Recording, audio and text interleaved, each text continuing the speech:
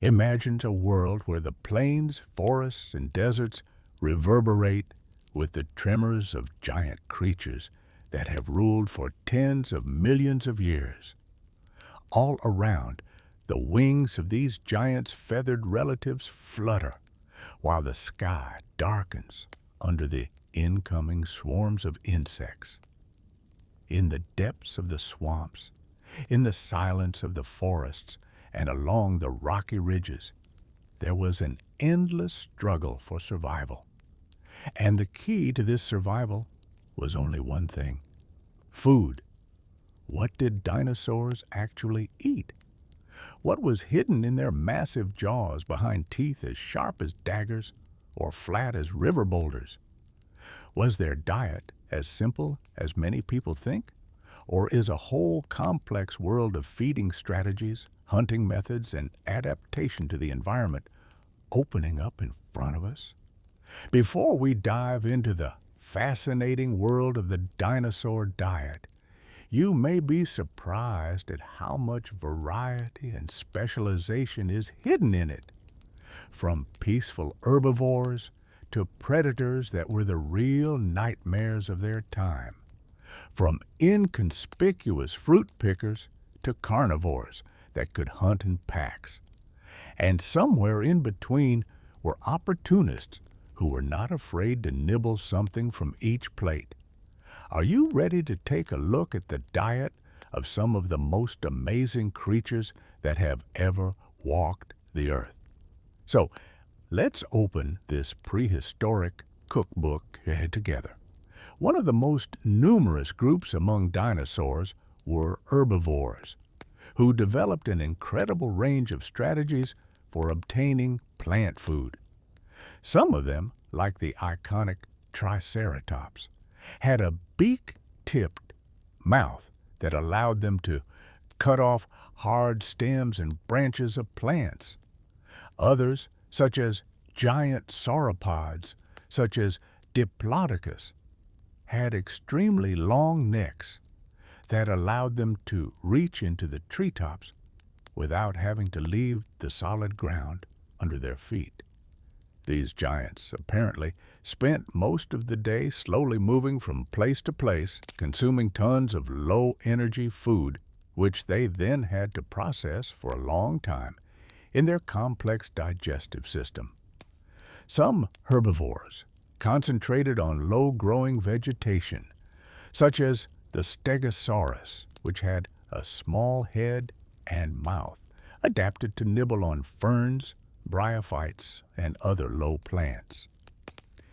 Due to the fact that these dinosaurs did not have complicated teeth for chewing, the food was ground more in the stomach, where swallowed stones, the so-called gastroliths, helped.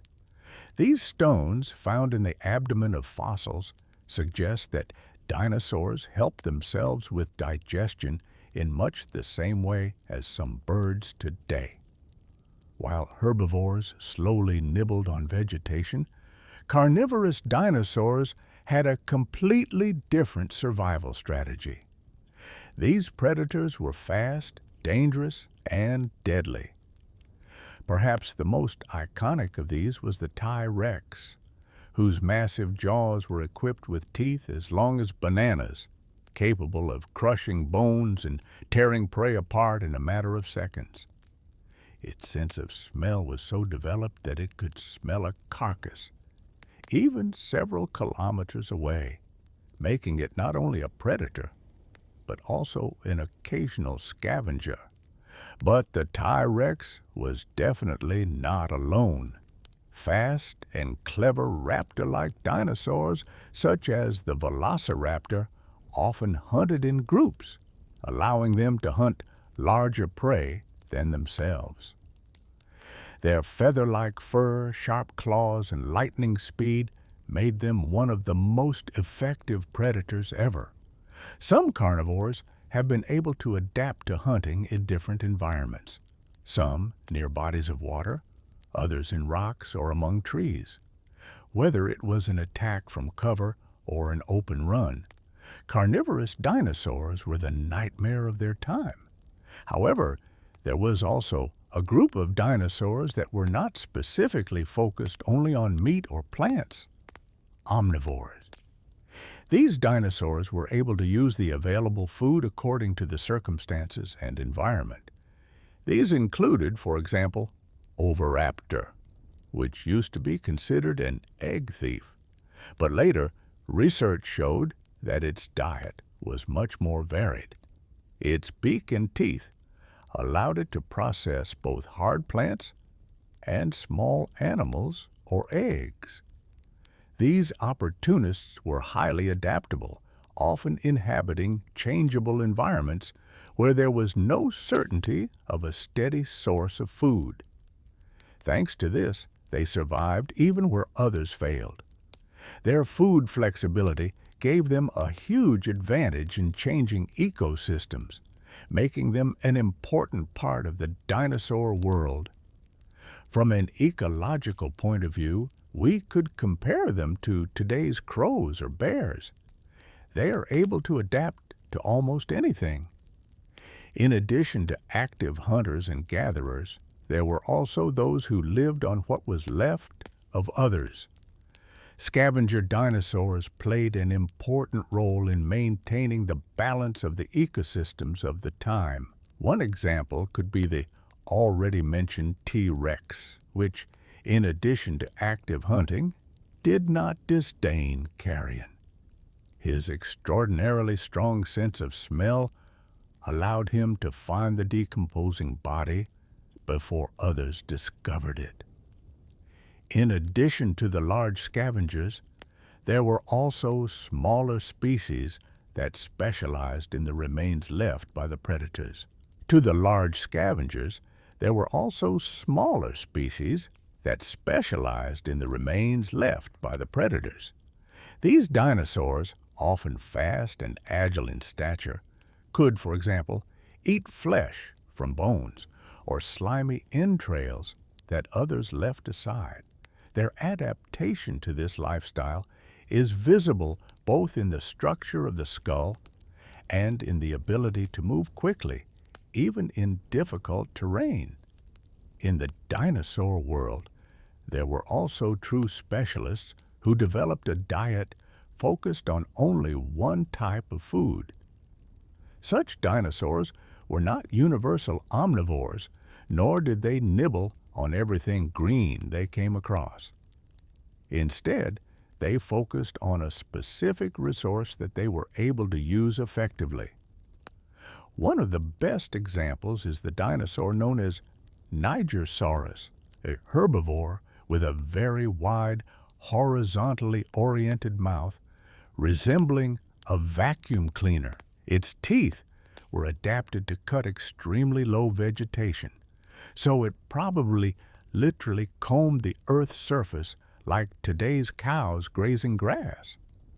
Other specialists may have concentrated on fruits, cones, or hard seeds. Some smaller ornithopods probably took advantage of seasonal surpluses of fruit that fell from trees. Their beak-like jaws were able to crack open even a harder skin. And for some of them, it can be assumed that they have eaten a certain degree of seasonal food, i.e. that they ate different food at certain times than at others, depending on availability and nutritional value. One of the fascinating aspects of dinosaur life is the fact that some dinosaurs changed their eating habits during their evolution. This means that a young and an adult of the same species could eat completely different things. This phenomenon, known as ontogenetic dietary alteration, ensured a reduction in competition between individuals of the same species. In other words, the small dinosaurs were looking for different food than the big ones, so they didn't get into each other's plates. For example, in the genus Tyrannosaurus, it was found that the juveniles had a slimmer skull and sharper, more cutting teeth, which allowed them to hunt smaller and more mobile prey. Adult T-Rex, on the other hand, had massive jaws and crushing teeth, ideal for bones and large prey. Something similar happened with herbivores as well. The young could nibble on softer leaves, while the adults, thanks to their height, could get to the harder branches of the trees. This strategy was extremely effective and contributed to the success of the dinosaurs in so many different environments. Each environment offered different possibilities, so it's not surprising that dinosaur diets varied significantly depending on where they lived. Those who inhabited dense forests could feed on low-growing shrubs, ferns, fruits, or mosses. In the shady forests of the prehistoric world, the vegetation was soft, moist, and varied. The dinosaurs that lived there often had shorter legs and adapted teeth for plucking or gathering softer food. On the other hand, inhabitants of the open plains, such as giant sauropods, focused on tall vegetation or harder, drier plants that grew in the sun and had more fiber. And then there were those who inhabited the environment around streams and lakes. The local fauna and flora offered specific possibilities, from aquatic plants to small animals such as fish, insects, or mollusks. Some species could feed on algae or hygrophilous bryophytes, and it is possible that smaller omnivores combined plant and animal components in these areas, where both types of food were easily available. Adaptation to a specific habitat was essential. Those who could not find food in a given environment simply did not survive. The question of what dinosaurs ate is not just a matter of fantasy. Scientists are getting the answer to this question thanks to the careful study of fossils. One of the key pieces of evidence is teeth. Their shape, wear and tear, and microscopic scratches reveal what food was processed by them. Sharp teeth indicate carnivores, while wide and flat teeth indicate a plant-based diet. Found stomach contents or fossilized feces, so-called coprolites, provide a direct view of what the individual has actually eaten. Another type of evidence is the aforementioned gastroliths, smooth stones found in the abdomen that suggest that the dinosaur swallowed stones to aid digestion. And in some cases, food residues were found directly in the mouth area, which made it possible to determine the last bite before death. This evidence creates a picture not only of what the dinosaurs ate, but also of how complex and highly developed their eating strategy was. Dinosaurs, like today's animals, had to respond to seasonal changes in climate and food availability. In a world dominated by periods of drought, rain, or temperature fluctuations, many species had to learn to adapt their eating habits. Herbivores, for example, nibbled on fresh shoots, leaves, and fruits in spring and summer, while in the dry season they were satisfied with harder, dried parts of plants or underground roots that had to be dug up. For carnivores, the seasonal effect may have been that they had more prey at certain times, such as when their young were born, and at other times they had to scavenge more or resort to smaller, faster species. Omnivores also had to constantly monitor the changes in the landscape. When the fruits disappeared, they switched to small animals or eggs. Evidence of seasonal changes in diet is not only fossil finds, but also growth lines in bones, which indicate periods of abundance and deprivation. Although dinosaurs are long extinct, their eating strategies have left an imprint on the animal world of today. Many birds, their direct descendants, exhibit the same behavioral traits. Pigeons, for example, swallow pebbles to help with digestion, just like ancient sauropods, ravens, and crows are intelligent omnivores, like prehistoric opportunists, and their versatility ensures their survival in changing conditions. The teeth of some mammals, such as horses, resemble the adaptation of herbivorous dinosaurs to hard vegetation. Felines, on the other hand, with their claws and teeth adapted for tearing flesh, share many features with carnivorous theropods. This comparison shows that the basic principles of survival, who eats what, where to find it, and how to get it, have changed little in the animal kingdom, despite hundreds of millions of years of evolution. The climatic conditions had a huge impact on what was available to eat. In the period of warm and humid periods, the landscape turned green, plants grew luxuriantly, and food was plentiful. This led to the prosperity of herbivores, and thus their predators. But when climate change occurred, such as global cooling or widespread droughts, food disappeared and many species began to suffer or become extinct. Some species have been able to migrate to other areas in search of food, while others have adapted to changes in the composition of vegetation. Many smaller species have survived thanks to their ability to adapt their diet to changing conditions. This shows us how closely the diet of dinosaurs was intertwined with the ecosystems in which they lived, and how climate upheavals could trigger a domino effect that eventually led to their extinction. Although it may seem that water is not directly related to diet, the opposite is true. Some dinosaurs specialized directly in the food provided by the aquatic environment. A particularly interesting example is Spinosaurus, a huge carnivore that, according to scientific evidence, spent a significant amount of time in the water. Its body had the characteristics of an aquatic predator, a flat tail ideal for swimming, nostrils high on its head, and jaws full of narrow, needle-like teeth, perfect for catching fish.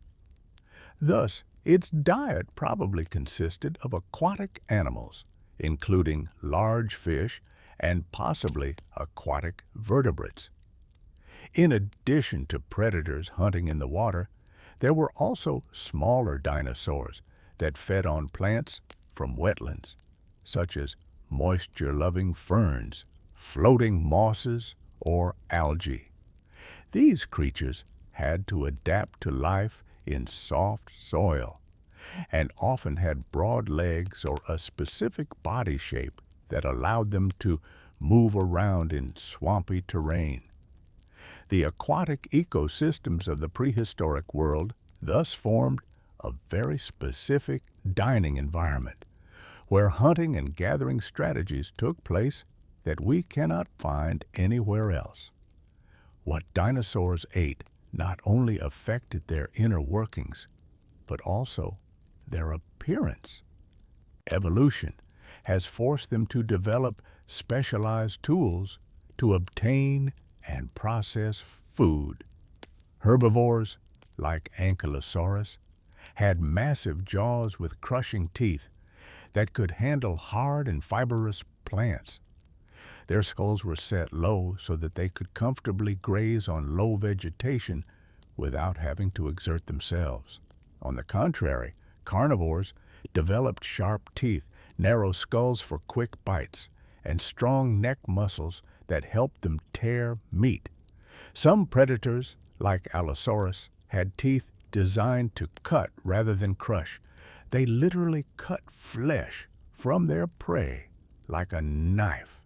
So dinosaur bodies were sculpted by what they ate, and every part of their body, from the shape of their skulls to the strength of their necks, is a reflection of millions of years of adaptation to a particular diet. In the dinosaur world, there was a food pyramid just like in today's nature.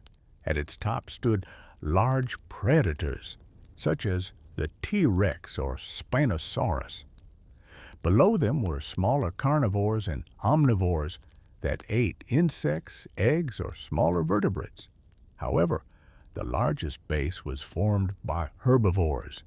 They were not only the most numerous, but also necessary for the survival of the entire system. Without their constant grazing, the ecosystem would collapse. Each species had its place and its role.